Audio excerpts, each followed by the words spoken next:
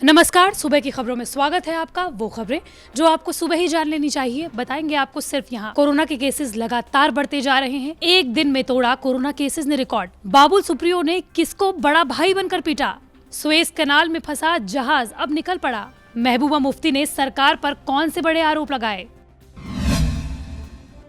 देश में एक बार फिर कोरोना की रफ्तार तेज होती जा रही है। जैसे पिछले साल कोरोना की पीक देखी गई थी, ठीक वैसे ही हालातों की ओर देश आगे बढ़ता हुआ नजर आ रहा है। कोरोना के आंकड़े खुद ये गवाही दे रहे हैं। दरअसल बीते 2 दिनों से कोरोना के 62,000 से ज्यादा केस आ रहे थे, लेकिन होली के दिन यानी कि सोमवार को कोरोना मामलों में भारी वृद्धि हुई है। बीते 24 घंटों में देश में 68,020 नए मामले सामने आए हैं। स्वास्थ्य मंत्रालय के मुताबिक इस दौरान कोरोना के कारण 291 नागरिकों की जान चली गई। इसके साथ ही देश में कोरोना संक्रमितों का आंकड़ा 1,20,00,000 के पार पहुंच चुका है। कोरोना वैक्सीनेशन के देश भर में चलाए जा रहे प्रोग्राम के तहत अब 6 करोड़ से ज्यादा लोगों को वैक्सीन लगाई जा चुकी है। लेकिन सबसे ज्यादा चौंकाने वाली बात यह है कि स्वास्थ्य मंत्रालय ने यह बताया है कि देश में कुल एक्टिव कोरोना मरीजों में से 80% कोरोना एक्टिव मरीज इस समय देश के 5 राज्यों से आते हैं। ये 5 राज्य छत्तीसगढ़, पंजाब, केरल, कर्नाटक और महाराष्ट्र हैं। मंत्रालय के मुताबिक महाराष्ट्र, पंजाब, कर्नाटक, केरल, तमिलनाडु, मध्य प्रदेश, गुजरात और छत्तीसगढ़ राज्य में देश के सर्वाधिक कोरोना मामले आ रहे हैं। मौजूदा समय में केवल इन्हीं राज्यों से देश के करीब 84.5% कोरोना मामले सामने आ रहे हैं। अगर महाराष्ट्र की बात करें तो देश के आधे से भी ज्यादा कोरोना मामले अकेले महाराष्ट्र से आ रहे हैं। 28 मार्च के दिन महाराष्ट्र में 40,000 से ज्यादा नए मामले कोरोना के सामने आए थे। इस दौरान कोरोना के कारण अकेले महाराष्ट्र में 108 लोगों की मौत हुई थी। केंद्रीय स्वास्थ्य मंत्रालय के आंकड़ों के मुताबिक बीते 24 घंटों में देश भर में 32,000 से ज्यादा नए मरीज अस्पतालों से डिस्चार्ज हुए हैं। फिलहाल देश में कोरोना के 5 लाख से ज्यादा एक्टिव मरीज हैं।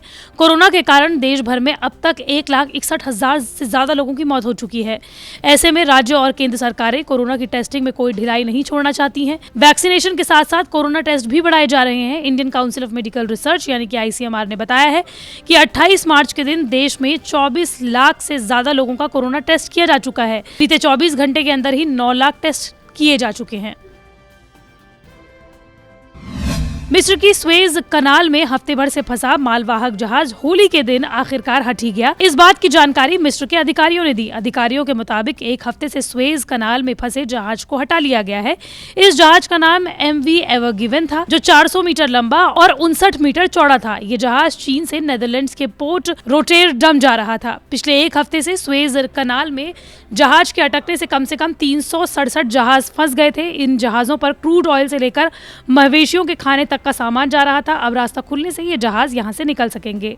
तेज हवा की वजह से घूम गया ये जहाज। MV एवर गिवन जहाज दुनिया का सबसे बड़ा मालवाहक जहाज है। इस जहाज ने नहर का रास्ता ब्लॉक कर दिया था। मिस्र के अधिकारियों ने न्यूज एजेंसी एसोसिएटेड प्रेस को बताया कि तेज हवा की वजह से जहाज घूम गया और फंस गया। आपको बता दें कि 23 मार्च को ये जहाज नहर में फंस गया था।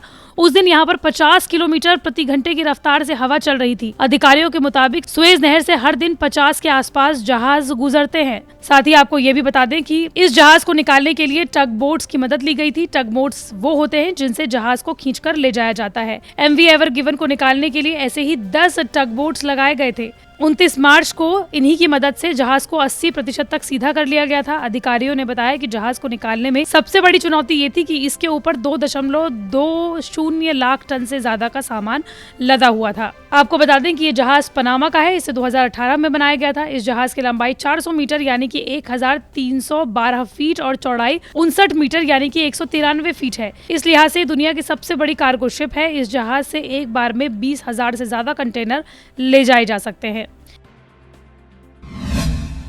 महाराष्ट्र के नांदेड़ में होली में हो रहा हुड़दंग रोकना पुलिस को महंगा पड़ गया। आक्रोशित भीड़ ने पुलिस टीम पर जमकर हमला बोल दिया। इस दौरान पुलिस के वाहनों को भी निशाना बनाया गया। पुलिस ने अतिरिक्त पुलिस बल के साथ बमुश्किल स्थिति पर नियंत्रण पाया।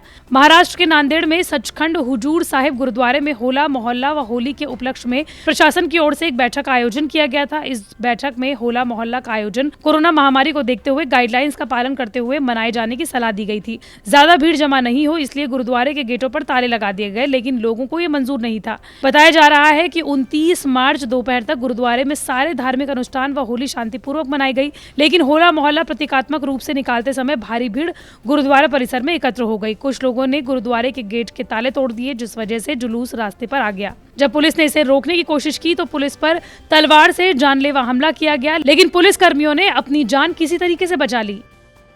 जम्मू कश्मीर की पूर्व मुख्यमंत्री और पीडीपी की अध्यक्ष महबूबा मुफ्ती के पासपोर्ट अपडेशन को लेकर अब जम्मू कश्मीर पुलिस ने मंजूरी देने से इनकार कर दिया है। मुफ्ती के ट्वीट के मुताबिक उनका पासपोर्ट सीआईडी की रिपोर्ट के आधार पर जारी करने से इनकार कर दिया गया है। महबूबा मुफ्ती ने इस मामले में ट्वीट करते हुए कहा कि पासपोर्ट कार्यालय ने सीआईडी की रिपोर्ट के आधार पर मेरा पासपोर्ट जारी करने से इनकार कर दिया है, क्योंकि वो भारत की सुरक्षा के लिए खतरा है। ये अगस्त 2019 से कश्मीर में हासिल की गई सामान्य स्थिति का स्तर है कि पासपोर्ट धारण करने वाला एक पूर्व मुख्यमंत्री एक शक्तिशाली राष्ट्र की संप्रभुता के लिए खतरा है। मुफ्ती के पासपोर्ट की तारीख 31 मई 2019 तक थी, जिसके बाद इसे अपडेट के लिए अपील की गई थी। आपको बता दें कि हाल ही में महबूबा मुफ्ती ने पासपोर्ट के लिए जम्मू कश्मीर हाईकोर्ट का रुख किया है। महबूबा मुफ्ती के मौजूदा पासपोर्ट की तारीख खत्म हो गई है, जिसे वो अपडेट करवाना चाहती हैं, लेकिन पुलिस वेरिफिकेशन की प्रक्रिया पूरी नहीं हुई है, जिसके बाद अब महबूबा मुफ्ती ने हाईकोर्ट का रुख किया है।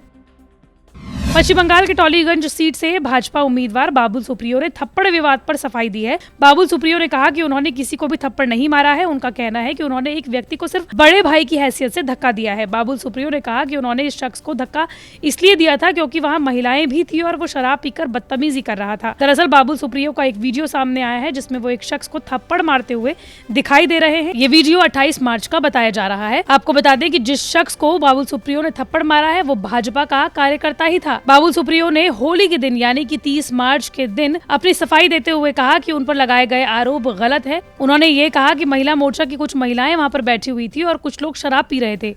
उन लोगों ने महिलाओं के साथ गलत व्यवहार किया, इस वजह से उन्होंने धक्का दिया। थप्पड़ मारने का वीडियो सामने आने के बाद अब इस पर राजनीति भी शुरू हो गई है। टीएमसी ने बाबुल सुप्रियो के बर्ताव पर सवाल उठाए हैं। इस पर भी बाबुल सुप्रियो ने जवाब देते हुए कहा कि मुझे टीएमसी से सीखने की जरूरत नहीं है कि मुझे क्या करना है। मैं एक बड़ा भाई हूँ और अगर कोई टेंशन होती है तो मैंने बड़े भाई के रूप में हाथ भी उठा लिया तो उसे थप्पड़ के रूप में माना जाएगा।